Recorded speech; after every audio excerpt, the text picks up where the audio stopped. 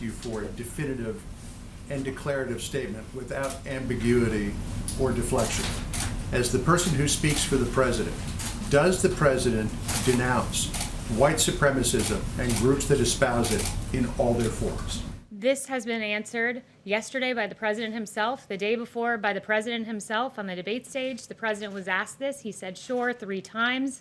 Yesterday, he was point blank asked, do you denounce white supremacy? And he said, I've always denounced any form of that. I can go back and read for you in August 2019, in one voice, our nation must condemn racism, bigotry, and white supremacy. In August of 2017, racism is evil, and those who cause violence in its name are criminals and thugs, including the KKK, neo-Nazis, white supremacists, and other hate groups. I have an entire list of these quotes that I can go through with you.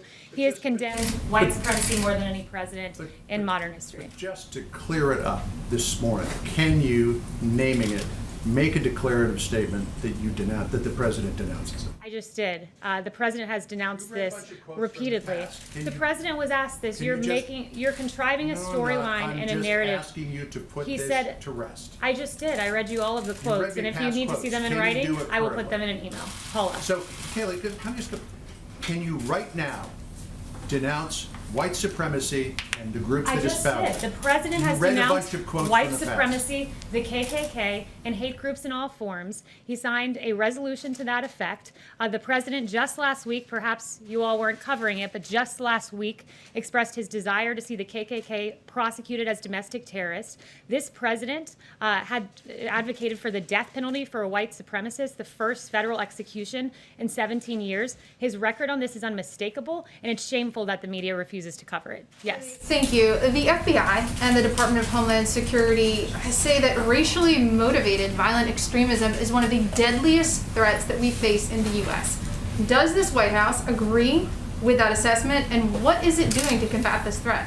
The president has done quite a bit to combat this threat. First of all, last week, he also, in addition to saying he wants to prosecute the KKK as domestic terrorists, he said that lynching should be a national hate crime. Again, I think there's no stronger signal that you can send than advocating for the execution of a white supremacist the first time there's been a federal execution in 17 years. He's been unmistakable. It's different than actually doing it. He's continually condemned it, and it is really... The record on this, to go to John's question, is mixed. He has condemned it, he has equivocated at times, he said he didn't want to acknowledge it or address it. His record is very mixed on this issue. His record is not mixed in the slightest. And when you go back in history, you can see that history right here. When you go back in history, you can see that Jesse Jackson has praised the president as someone who served underserved communities. This president with Mar-a-Lago, it was the first Palm Beach club open to African Americans and Jews. And in fact, his record is mixed. He has not been consistent on the issue of white supremacy. So I'm asking you, what has this White House done to combat what the FBI says is one of the deadliest threats in this country? We're not having a debate on a cable news network. You're right now, saying that he condemns it. I have his record right here. It's mixed. You need to let me finish. His record is mixed. It's quite funny that the media goes haywire about interrupting in debates and then chooses to pursue that very same tactic themselves. This is a White House briefing. You ask a question and you give me time to answer. Yes. Misogynistic, Islamophobic, anti-Semitic, anti-immigrant views. They're a despicable group by pretty much anyone's standard. So when the president was asked about them and you say he denounced them, that's what you're insisting that he did on the debate stage the other night.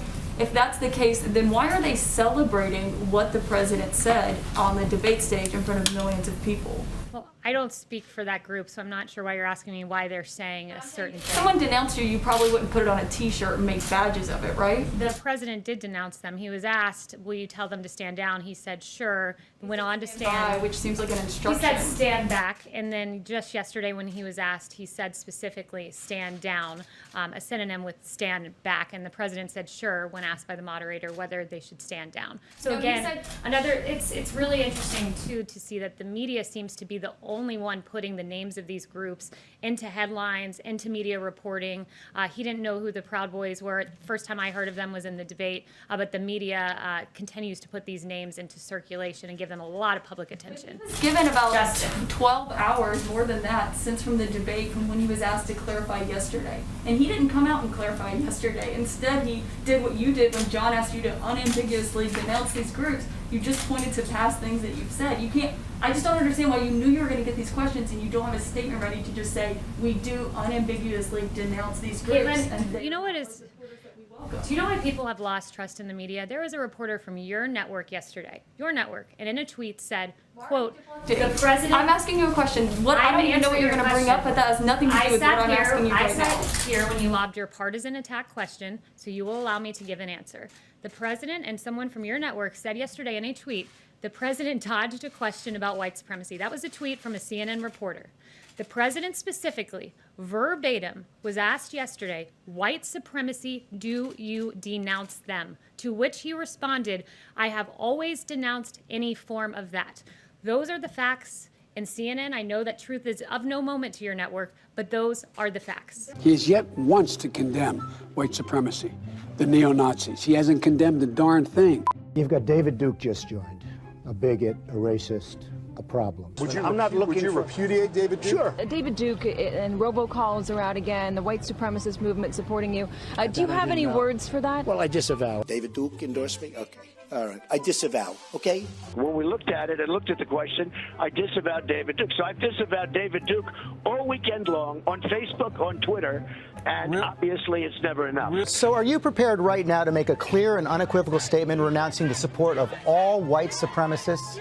Of course I am. Of course I am. When Chris joined, we had a news conference, and they asked me the exact same question. I said, I disavow. I disavowed then. I disavowed today on ABC with George Stephanopoulos. I disavowed again. David Duke is a bad person who I disavowed on numerous occasions over the years. I totally disavow the Ku Klux Klan. I totally disavow David Duke. Ultimately, he got to the Ku Klux Klan, which obviously I'm going to disavow. I've rejected David Duke.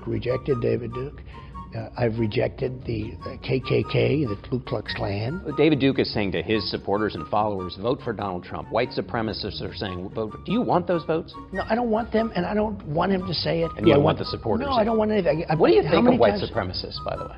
I don't like any group of hate. David Duke announced his Senate candidacy, claiming your agenda. Are you ready before you ask the question? Newt Gingrich said every Republican should repudiate this guy no matter what it takes. And I do. Rebuked. Is that okay? Rebuked. Rebuked. Done. Done. Do you want white supremacists to vote for you? No, I don't at all. Not at all. His campaign is denouncing a show of support from the KKK's official newspaper, as in the Ku Klux Klan. In the same New York Times interview, he denounced white supremacists. He denounced the neo-Nazis who support him. Racism is evil, and those who cause violence in its name are criminals and thugs, including the KKK. Neo-Nazis, white supremacists. And you had people, and I'm not talking about the neo-Nazis and the white nationalists, because they should be condemned totally. I spoke out forcefully against hatred, bigotry, and violence, and strongly condemned the neo-Nazis, the white supremacists, and the KKK. President Donald Trump signed a congressional joint resolution that condemns white supremacy, neo-Nazis, and other hate groups. In one voice, our nation must condemn racism, bigotry, and white supremacy. Any group of hate, I don't like it.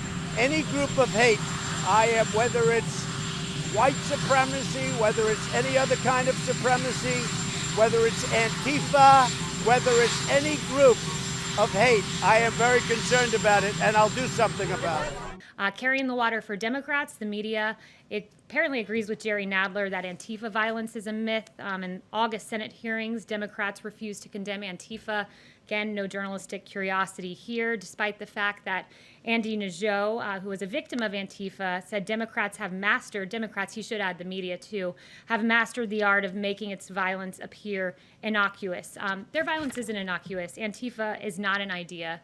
Andy Najot can tell you that because he was beaten by a group of protesters, Antifa protesters, suffering brain bleed.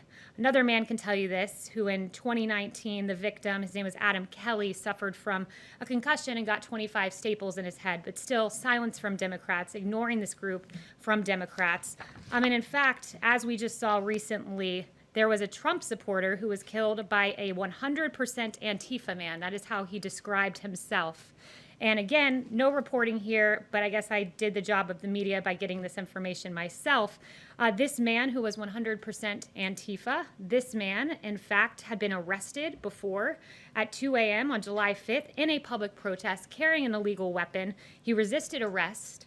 He was taken to jail where he was merely given a citation, put back on the streets, and the very next month, this 100% Antifa man was lying in wait before he killed an innocent Trump supporter.